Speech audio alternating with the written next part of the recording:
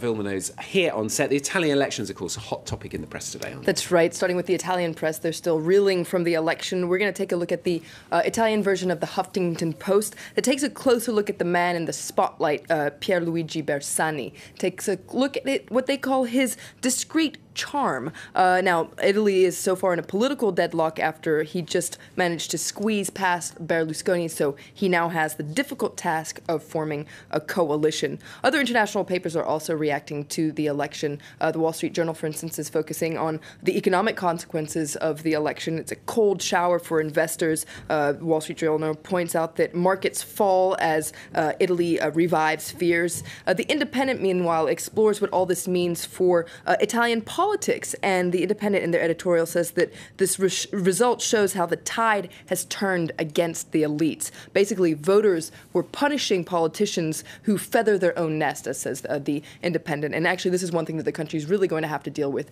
is this problem of corruption within politics. Yeah, you've been enjoying yourself this morning, haven't you? The reason, there are quite a few cartoons in the about the Italian elections, of course, in the papers. You pulled a couple out for us. That's right. There's some great ones. Starting with the International Herald Tribune. This one mocks the result there. So it's not Commedia dell'arte, it's Commedia Italia dell'arte. So you see Bersani, there's the crying mask. Beppe Grillo is celebrating, and Berlusconi, well, he has a cheeky smile. Berlusconi is also in a cartoon in The Guardian today. It just says simply, "The Return," and you see a Berlusconi in a toilet there, brandishing a toilet brush. So I guess it's no surprise that, well, The Guardian's not a big fan of Berlusconi's. Looks like they've been enjoying themselves, haven't they? All right, well, we've got some much more serious stuff as well in the papers today. Of course, the fatal hot air balloon accident in Egypt's been getting an awful lot of attention, hasn't it? That's right. It's on the front page of a lot of papers, starting with The Guardian, that has some spectacular photos in the last seconds there as the balloon was coming crashing down to the ground.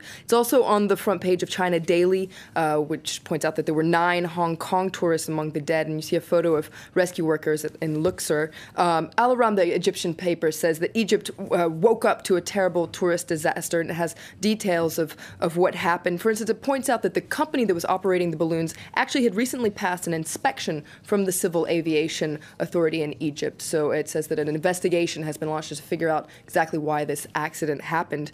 Simon Calder in The Independent points out that this is going to be yet another blow to Luxor's tourist trade. Tourists had been shying away from Egypt after the Arab Spring in 2011, and an event like this might keep them away. Totally different story. Don't know anything about this one, so Florence can tell us. It's on the front page of the International Herald Tribune today, an unfolding scandal of sexual assault at a US airbase. That's right. It's probably a story we're going to keep hearing about. This is the International Herald Tribune today, and there's a photo here of a young woman named Virginia Messick. She's 21 years old today, and she's broken her silence. She says that when she was 19 years old, she was raped by an Air Force training instructor at a base called Lackland Air Force Base in Texas. Now, she didn't report it to anybody because the person that she was supposed to report it to was the person who was abusing her. Now, she wasn't alone, and this is what's coming out and emerging to be actually one of the largest cases of sexual assault in the U.S. Air Force. This, for instance, is a man who's accused of being one of the assaulters. He's been court-martialed since. So basically, 62 trainees have been identified as victims, 32 training instructors as those who were carrying out these assaults between 2009 and 2012. So as I said, several people have been court-martialed, but the Army has been accused of not doing enough to address this issue of sexual assault. Okay, obviously it's something that's going to come up again, as Florence says. And finally, The Independent, they're focusing on an unusual mission to Mars. That's right. Now, this man was the first space tourist, and his name is Dennis Tito, and he wants to send 2 astronauts to Mars within the next 5 years. Now, the mission is called Inspiration Mars. So basically, this multi-millionaire has an ambitious plan. It would be a privately funded mission, and it would be in 2018. That's when Mars would be the closest to the planet Earth. Now, if we take a closer look, we can see exactly what the mission would be. It would be a 501 days. They wouldn't actually land on Mars. It would be a flyby mission. So this mission wouldn't actually add all that much scientifically, but psychologically it would be very interesting because these 2 astronauts would spend 17 weeks together in a space about as big as a bathroom, says The Independent. Goodness. So that sounds like a lot of fun. Yeah. The mission would cost $2 billion, and he's supposed to have some high-profile investors, Stuart. I heard that you're one of them, actually. No, I'm afraid not. Florence is just thinking with agony about having to spend, what was it, 17 months on the set here with me, aren't you? Florence film, with the international papers on. That's okay, thanks a lot.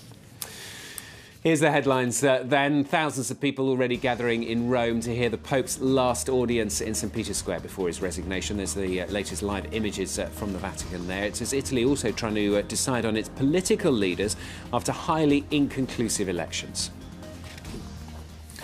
Up for you next, today's business. Looming budget cuts in the US. Barack